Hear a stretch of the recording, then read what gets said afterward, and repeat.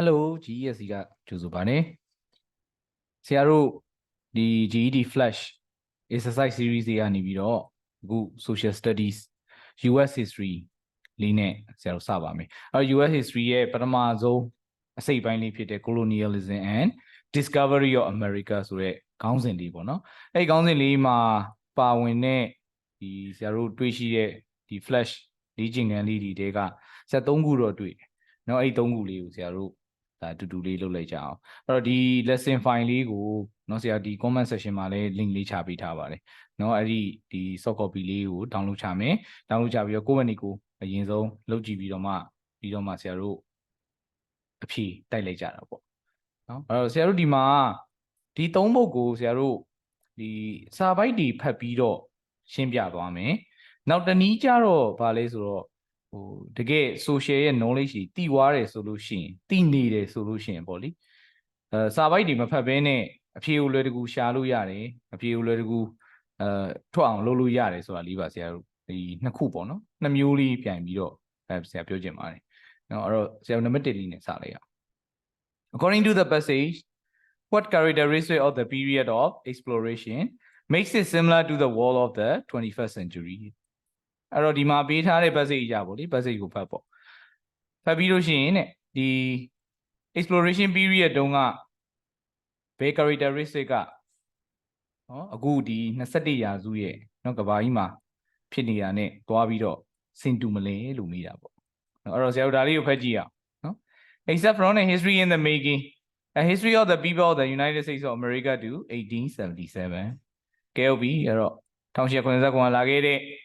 နော်ဒီအမေရိကပေါ့နော်အမေရိကလာခဲ့တဲ့လူတွေရဲ့သမိုင်းကြောင်းလေးကိုဆရာတို့စပြီးဖတ်ကြည့်အောင်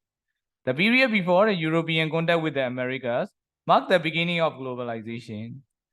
အဲ့တော့ဗာလဲဆိုတော့ဒီ European တွေပေါ့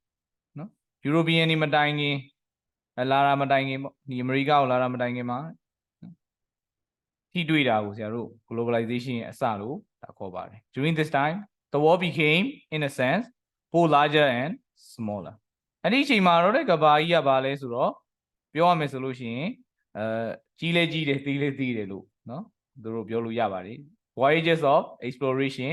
capture the immensity of the earth in maps, images, and the writings of travelers simultaneously. Imagine webs of connection between regions and peoples brought the world closer together. အဲ့တော့ဒီ exploration ပေါ့နော်ဒီစူးစမ်းလေ့လာခြင်းရဲ့ဒီရေချောင်းခရီးတွေကနေပြီးတော့ဆရာတို့ဘာတွေရလာလဲဆိုတော့နော်ဒီကဘာကြီးမှာနော်ဆရာတို့မြေပုံတွေဆွဲလာနိုင်ခဲ့တယ်နော်ပုံတွေဒီတွားခဲ့တဲ့သူတွေပေါ့နော်သူတို့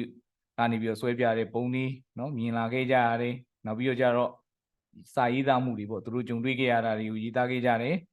အဲ့ဒါအပြင်ပါလဲဆိုတော့ကဘာကြီးမှာနော် webs of connection နော်ဆက်သွယ်တဲ့ဥစ္စာကကွန်ရက်သဖွယ်တွေဖြစ်လာပြီးတော့တယောက်နဲ့တယောက်ပို့ပြီးတော့နီးကပ်လာ Thus that we often refer to this period as the early modern era ဟောတော့အစပိုင်းပေါ့နော်ခေတ်သစ်ရဲ့အစပိုင်းဒီခေတ်လိုပဲသူတို့သတ်မှတ်ကြပါတယ် For the first time ပထမဦးဆုံးအနေနဲ့နော်ပထမဦးဆုံး we see the emergence of a world that bears great similarity to ours of the 21st century 21ရာစုနဲ့နော်အခုလက်ရှိကျွန်ုပ်တို့ရဲ့21ရာစုနဲ့တော်တော်လေးကိုစင်တူတဲ့ကမ္ဘာတစ်ခုပေါ်ပေါက်လာကြပါပြီ A world interconnected through trade, politics, culture and religion အဲ့ဘယ်လိုကမ္ဘာမျိုးလဲဆိုတော့ trade ကုန်သွယ်ရေးနိုင်ငံရေးယဉ်ကျေးမှုနဲ့ religion ဘာသာရေးတွေနော် interconnected တစ်ခုနဲ့တစ်ခုလုံးဝကိုဆက်သွယ်နေတဲ့နော်ကမ္ဘာဖြစ်လာပါတယ် China took the lead in oceanic exploration in the earlier 15th century 15ရာစုအစပိုင်းမှာတော့တရုတ်နိုင်ငံကနေပြီးတော့နော်ဒီသမုဒ္ဒရာနဲ့ပတ်သက်ပြီးတော့စူးစမ်းလေ့လာတာကိုသူကနော်ဦးဆောင်ခဲ့တာဖြစ်ပါတယ် But by mid-century leaders နော် leaders stopped seeking overseas markets ဒါပေမဲ့15ရာစုအလယ်ပိုင်းရောက်တဲ့ခါမှာတော့သူတို့တရုတ်ခေါင်းဆောင်တွေကတော့ overseas market နိုင်ငံခြားကဈေးကွက်တွေကိုရှာတာကိုရပ်ဆိုင်းလိုက်တယ် They prefer to let the trade come to them သူတို့ရှိပဲလာပြီးတော့ရောင်းဝယ်ဖောက်ကားတာကိုသူတို့ပိုကြိုက်ခဲ့ကြ Chinese support gave way to much more aggressive Portuguese and Spain who competed for control of the Atlantic in the 15th and 16th century အဲ့ဒီတရုတ်တွေရဲ့နော်သူတို့ရဲ့ဒီ effort ပေါ့နော်ပြောရရင်တော့ effort ဆိုတာကဒီကုံတွေရေးကိုသူတို့ရှိကိုပဲလာခိုင်းတဲ့ ကျိုးပမ်းချက်ကြောင့်ဘာဖြစ်လာလဲဆိုတော့ပေါ်တူဂီနဲ့စပိန်နော်သူတို့ကနေပြီးတော့ Atlantic သမုဒ္ဒရာကိုပြိုင်ဆိုင်လာကြတယ်ဘယ်မှာလဲဆိုတော့15ရာစုနဲ့16ရာစုတွေမှာ Both countries had engaged in overland trade with the Islamic war in the Middle Ages and hoped to find alternatives to the land routes used to conduct business with the Indies အဲ့တော့ဗာလဲဆိုဆရာတို့ဒီမှာနော်အင်ဒီဒေသနဲ့နော်ဒီကုန်းကြောင်းဆက်သွယ်ရာကနေပြီးတော့နောက်တလန်းသူတို့ရှာကျင်ခဲ့ကြတယ်နော်ဘာကြောင့်လဲဆိုတော့ဒီအရှိလေပိုင်းကနော် Islamic war နော် Islamic ကဘာမှာက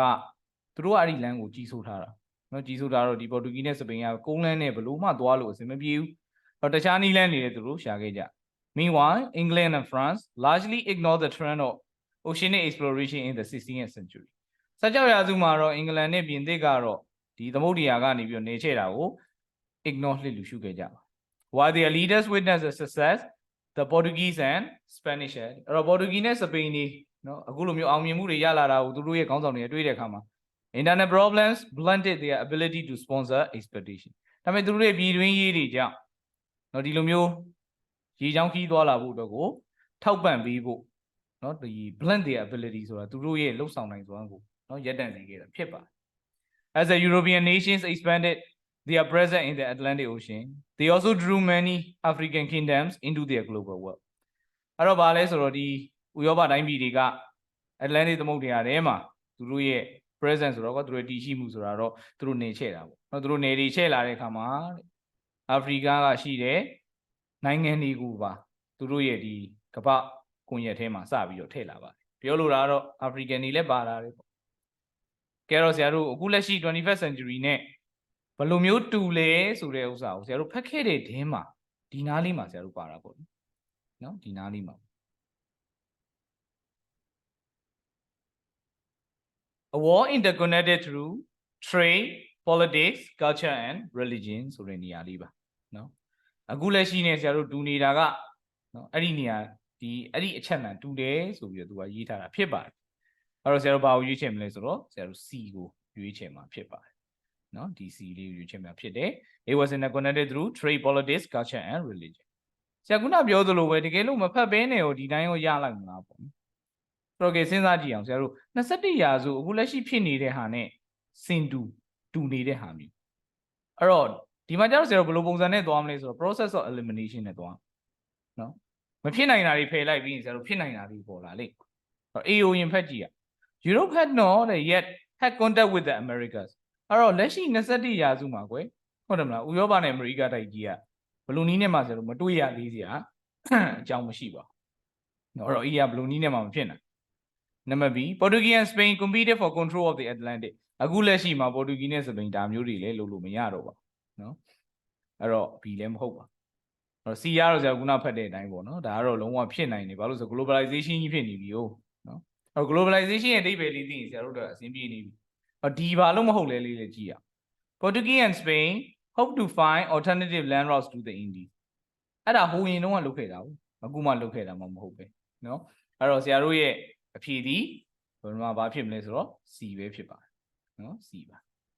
အဲ့ဒါဆိုဆရာတို့နောက်တစ်ပုဒ်လေးဆက်လိုက်ကြရ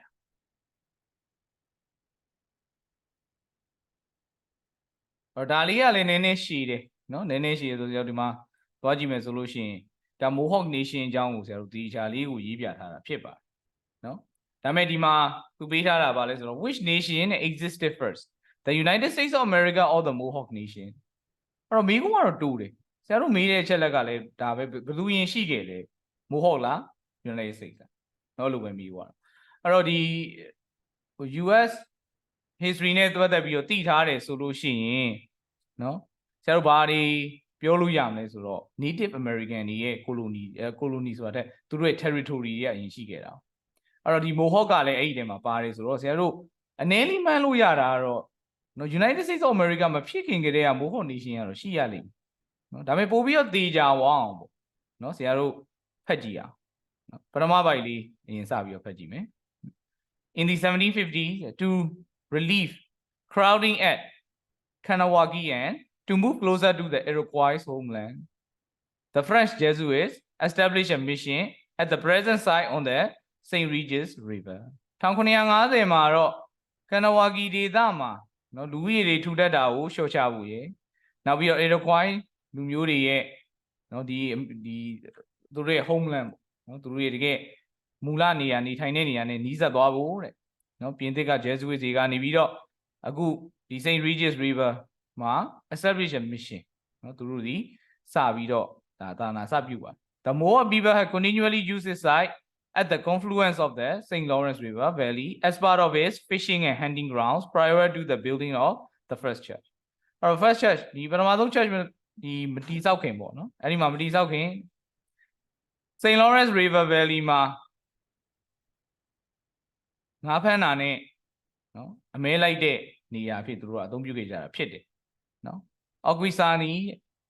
has always been a prime location due to the confluence of several small rivers and the St. Lawrence River အဲ့တော့ဒီနေရာလေးပေါ့နော် Aguisani ဆိုတဲ့နေရာလေးကနော်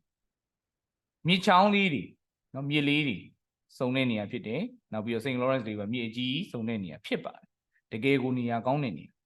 The Catholic Church records date back to the late 1600s. Oral history states the church was built on the traditional ceremonial grounds. အဲ့တော့ဗါလဲဆိုဗဇက်ရသမီးနေရကတော့နော်ဒီချက်ချောင်းကို traditional ceremony ground သူတို့ရဲ့ဒီ Mohawk နော် nation ရဲ့ ceremonial ground သူတို့ရဲ့အထိမ်းအမှတ်လုပ်တဲ့မြေကြီးနေရာမှာတည်ဆောက်ခဲ့တာဖြစ်တယ် The community became more populated as Mohawks left the Mohawk Valley under distress condition in the mid 1700s အဲ့တော့ဒီမှာရှိတဲ့လူတွေကနော်ဒီ Mohawk တွေကနေပြီးတော့ Mohawk Valley ကနေထွက်ခွာသွားရတာဖြစ်တယ်နော်ဒီ1900အလယ်ပိုင်းမှာ distress condition ဆိုတော့သူတို့ကိုဖိနှိပ်တဲ့နော်အခြေအနေတွေကြောင့် In 1759 a band of Abenakis sought refuge with the Mohawk people during the French and Indian War French and Indian War မှာတော့နော်ဒီ Abenakis နော်လူမျိုးတစုကလည်း Mohawk people တွေနဲ့အတူတူခိုလုံရရှာခဲ့ကြပါတယ် In addition also a result of the dislocation caused by the war a number of refugees from the Oswegatchie mission settled at St. Regis အဲ့လိုပဲစေပွဲကြောင့်ပဲနော် Oswegatchie ကဒီတာနာပြုကလူတွေကလည်း St. Regis မှာ settle အခြေချခဲ့ကြတာဖြစ်ပါ After this immigration အဲ့လိုမျိုးရွှေ့ပြောင်းလာပြီးတဲ့နောက်မှာ the culture at St. Regis stay predominantly Mohawk အဲ့တော့ဒီ St. Regis ဒေသမှာတော့ Mohawk ရဲ့ညီကျေးမှုအဓိကပဲရှိခဲ့ပါတယ် In 1796 the seven nations of Canada which included Christian Mohawks living in St. Regis asserted rights to their lands and were eventually confined to a small parcel of land through a treaty 1996မှာတော့နော် seven nations of Canada တဲ့ကနေတိုင်း9ပြည်တောင်ဆိုတဲ့9ပြည်နယ်ပေါ့လေအဲ့တော့ဘာလဲဆိုတော့ဒီ Christian ဝါဒကိုးကွယ်တဲ့ Mohawk တွေလည်းပါပါတယ်နော်အဲ့သူတို့ကဘာလဲဆိုတော့ဒီ treaty ပေါ့လေနော်ညှိပြီးတော့သူတို့ရဲ့ small parcel of land မြေကွက်လေးတစ်ဝက်ရပါ Today the Mohawk people of Aguisani stay rightfully claimed territory outside the confines of the current boundaries of the reservation and exercise guardianship over these land ဒီနေ့ခေတ်မှာတော့သူတို့အတွက်ထားတဲ့နေရာ current boundary ဆိုတော့သူတို့ရဲ့ရှိတဲ့နယ်နိမိတ်လေးတဲ့အပေါ်တောင်ကျော်ပြီးတော့အပြင်ကိုကျော်ထွက်ပြီးတော့အဲ့ဒီနယ်မြေတွေကိုပါသူတို့က exercise guardianship ကာကွယ်ပေးနေတာဖြစ်ပါတယ် In 1888 at the Grand Council of the Six Nation Iroquois Confederacy the Mohawk Nation formally rekindled their fire and responsibility to the Confederacy as the successor of descendants of Mohawks who had left the Mohawk Valley 100 years earlier 1988မှာတော့ Iroquois Confederacy ကနော်6နိုင်ငံကနေပြီးတော့ Grand Council တွေ့ဆုံပြီးတော့ Mohawk Nation ကပြန်ပြီးတော့အသက်ဝင်လာပါတယ် rekindle ဆိုတော့အသက်ဝင်လာတယ်လို့ပဲဆရာတို့နော်စီလောဘာသာပြန်လိုက်ရအောင်အဲ့ဒီမှာလွန်ခဲ့တဲ့နှစ်ပေါင်း100ကထွက်ခွာသွားတဲ့ Mohawk တွေရဲ့နော် descendant သူတို့ရဲ့ဒီဟိုဟာဒီပေါ့နော်သူတို့ရဲ့ descendant တွေနော်သူတို့ရှိရဆင်းသက်လာတဲ့သူတွေကအဲ့ဒီမှာဒါပြန်ပြီးတော့ Mohawk Nation ကိုပြန်ပြီးတော့ထူထောင်ပါတယ် The Mohawk people who have maintained their traditional custom and ceremony restore their place as a elder brother of the Haudenosaunee အဲ့တော့ဒီအဲ့ဒီလူမျိုးတွေကသူတို့ရဲ့ traditional custom ဒလိထုံးတန်းနေရဲ့ပွဲလန်းနေရဲ့ကိုပြန်ပြီးတော့ elder brother ဆိုပြီးတော့နော်ဒီ Haudenosaunee ရဲ့ elder brother ဆိုပြီးတော့သူတို့ပြန်ပြီးတော့ထိန်းသိမ်းခဲ့ကြပါ The Confederacy felt it was beneficial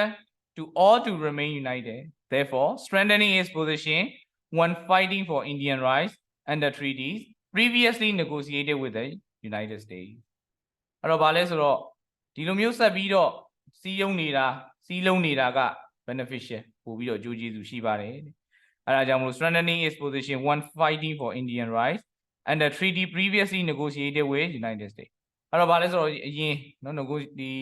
United States နဲ့နော် negotiated ညှိနှိုင်းဆွေးနွေးပြီးတဲ့နောက်မှာနော်ဒီ Indian right တွေ Indian တွေရဲ့အခွင့်အရေးကိုနော်ကာကွယ်တဲ့နေရာမှာအခုလိုမျိုး United ဖြစ်နေတာကောင်းပါတယ် After the American War of Independence, the Mohawk people found it necessary to deal with the government of the state of New York. အဲ့တော့ဒီ American လွတ်လပ်ရေးစစ်ပွဲပြီးတဲ့အခါမှာတော့ Mohawk people တွေ Mohawk ဒီပြည်သူတွေကနေပြီးတော့ New York ပြည်နယ်ရဲ့အစိုးရနဲ့ဆွေးနွေးဖို့လိုအပ်လာပြီလို့သူတို့ဒါယူဆပါတယ် In order to protect themselves and their best interests, the Mohawk decide to select representatives to interact with New York. အဲ့တော့ဗာလဲဆိုသူတို့အတွက်အကောင်းဆုံးလုပ်နိုင်ဖို့အတွက်နော်ကိုယ်စားလှယ်တွေဒါသူတို့ရွေးချယ်ခဲ့ကြပါတယ် In the 1930s, the federal government proposed the Indian Reorganization Act IRA 1930မှာတော့ federal government ကနေပြီးတော့နော်ဒီ Indian တွေပြန်ပြီးတော့ဒါအတိမတ်ပြုရေးနော်အဥပဒေကိုပြဋ္ဌာန်းခဲ့တယ် Each tribe was given the opportunity to resist the IRA and the St. Regis Mohawk did reject the act of 1935 အဲ့တော့သူတို့ကိုညှင်းဆိုခွင့်ပေးတယ်အဲ့ဒါနဲ့ပဲဆရာတို့ St. Regis က Mohawk တွေကနေပြီးတော့1935မှာညှင်းဆိုခဲ့ကြပါတယ် In 1953 a federal task force arrived at St. Regis to prepare termination legislation but the chiefs and St. Regis people rejected the termination Despite this, the Bureau of Indian Affairs proposed bill was presented to Congress where it died in committee without serious consideration အဲ့တော့ဗာလဲဆိုတော့1953မှာနော် St. Regis ကိုရောက်လာပြီးတော့ဒီ legislation ကိုပယ်ဖျက်ဖို့လုပ်ခဲ့ပါတယ်ဟုတ်ပြီနော်ဒါမဲ့သူတို့ကနေပြီးတော့ဒီလိုပယ်ဖျက်တာကိုညှင်းဆိုခဲ့ကြတယ်အဲ့လိုဖြစ်တော့လည်းပဲ Bureau of Indian Affairs proposed bill သူတို့ရဲ့နော်ဒီဥပဒေကိုဥပဒေချမ်းပေါ့လေဥပဒေချမ်းတင်သွင်းတာက Congress မှာဘာမှဆရာတို့အရာမထင်ခဲ့ဘူးအဲ့တော့ဒီမှာဆရာတို့ကြည့်ရမယ်ဆိုလို့ရှိရင်တောက်လျှောက်ဖတ်ပြီးတဲ့အခါမှာနော် After the American War of Independence အဲ့တော့ American တွေလွတ်လပ်ရေးရဖို့အတွက်တိုက်ပွဲဝင်ခဲ့တယ်လို့ပြောတယ်ဟုတ်ပြီနော်အဲ့မတိုင်ခင်ကတည်းကဆရာတို့ဖတ်ခဲ့ရတဲ့တဲမှာအများကြီးပါခဲ့ပြီအဲ့တော့ဗာလဲဆိုဆရာတို့ America လွတ်လပ်ရေးအတွက်မကြိုးပမ်းခင်ကတည်းကMohawk Nation ဒီအခိုင်အမာရှိခဲ့တယ်ဆိုတာဆရာတို့ကောင်းကောင်းသိပါနော်အားကြောင့်မို့ဆရာတို့တကယ်တမ်းဖတ်ကြည့်မယ်ဆိုတော့ဝိုးနောက်ဆုံးထိရောက်လာတာပေါ့လေနော်အဲ့တော့ဆရာတို့အဖြေဒီမှာကတော့ B ပါနော် The Mohawk Nation existed first ပါအဖြေဒီ B ပါကြည့်ရအောင်ဆရာတို့နောက်တစ်ပုဒ်လေးသွား Evidence suggests the Florida Panhandle was settled how many years ago ကြည့်ရအောင်ဆရာတို့ဒီမှာလေအင်္ဂလိပ်စာဖတ်တာကိုအဓိကအားကိုးရတော့မှာပေါ့နော်အဲ့တော့ဒီထဲမှာပါတယ်ထဲမှာကအများကြီးပဲပါတယ်နေရာတွေအဲ့တော့ Florida Panhandle လေးကိုပဲဆရာတို့တွေ့အောင်ရှာမယ်ဆိုရင်ဘယ်နားမှာသွားပြီးတော့တွေ့နေမလဲဆိုတော့ဒီအောက်လေးမှာဆရာတို့စပြီးတော့တွေ့ပါနော်ဒီနားလေးမှာ Similar evidence hints at human settlement in the Florida Panhandle at the same time တစ်ချိန်တည်းမှာပဲလူတွေရဲ့အခြေချနေထိုင်ခြင်းကို Florida Panhandle မှာတွေ့ရှိရပါတယ်အဲ့တစ်ချိန်တည်းကဘာဖြစ်မလဲဆိုတော့ဆရာတို့ရှေ့တစ်ကြောင်းကိုကြိုပြီးတော့ဖတ်ကြည့်ရEvidence found at the Monteverde, a site in modern-day Chile, suggests human activity began there at least 14,500 years ago. ဟုတ်ပြီကဲချီလီနိုင်ငံမှာနော်အဲ့ဒီမှာလူတွေစပြီးတော့နေထိုင်ခဲ့တယ်ဆိုတာကိုလွန်ခဲ့တဲ့နှစ်ပေါင်း14,500မှာစပြီးတော့တွေးခဲ့တယ်အဲ့ဒီလိုပဲတဲ့နော်အလားတူပဲ Florida Panhandle မှာလည်းတွေးခဲ့တယ်လို့ဆရာတို့ရေးထားတာဖြစ်ပါတယ်နော်အဲ့ဒါကြောင့်မို့ဆရာတို့ဒါ Florida Panhandle လည်းဗမာဖြစ်ခဲ့တယ်ဆိုတော့14,500ဖြစ်တယ်အဲ့တော့ဆရာတို့အဖြေဒီ BO ပဲရွေးချယ်ရမှာဖြစ်ပါတယ်နော်ဒီလိုမျိုးအပုတ်လေးဆိုလို့ရှိရင်ဆရာတို့ဒီအချိန်ကိုဆရာတို့ထွေထားလို့ရတယ်တခုလုံးကြီးလည်းဖတ်စရာမလိုဘူးနော်လွယ်လွယ်ကူကူပဲဆရာတို့သူမေးတဲ့နေရာလေးကိုပဲဆရာတို့ရအောင်သွားလိုက်မယ်ပြီးလို့ရှိရင်အိမ်နာတစ်ဝိုက်ကိုပဲဆရာတို့ဖတ်လိုက်မယ်အဲ့ဒါဆိုလို့ရှိရင်ဒါဆရာတို့ဂျန်တဲ့ပုတ်တွေအတွက်ဒီဖြည့်စုချိန်လေးတွေပို့ပြီးတော့ပေါ်ထွက်လာမှာဖြစ်ပါတယ်အဲ့တော့ဒါကတော့ဆရာတို့ဒီ colonialism เนาะအဲ့ဒီခေတ်ဝင်းကျင်လေးကเนาะဒါဟိုမေးခွန်းလေးတွေဖြစ်ပါတယ်အဲ့တော့ဟိုဒါ flash ထဲမှာတွေ့နိုင်ပါတယ်ပြီးတော့ ဒီအစိတ်ပိုင်းလေးပေါ့နော်ဒီ colonialism အစိတ်ပိုင်းကတော့မေးတာတော့နည်းနည်းလေးရှားပါတယ်အဲဒါကြောင့်မလို့လဲဒါဆရာတို့တော်တော်လေးရှာမှဒါ3ပုတ်လောက်တွေ့တာဆိုတော့နော်နောက်ဗီဒီယိုကြလို့ရှိရင်တော့ဆရာတို့ American Revolution အကြောင်းပြောမယ်အဲ့ဒီကြရင်တော့ဆရာတို့တော်တော်လေးနော်မိကုန်းတော်တော်များများလေးပါပါလိမ့်မယ်နော်အဲ့တော့ဆရာတို့ဒီဗီဒီယိုလေးကိုနော်ကြည့်ပြီးလို့ကျေးဇူးတင်ပါတယ်နော်ဆရာတို့နောက်ဗီဒီယိုကြရင်ပြန်ပြီးတော့တွေ့ကြပါမယ်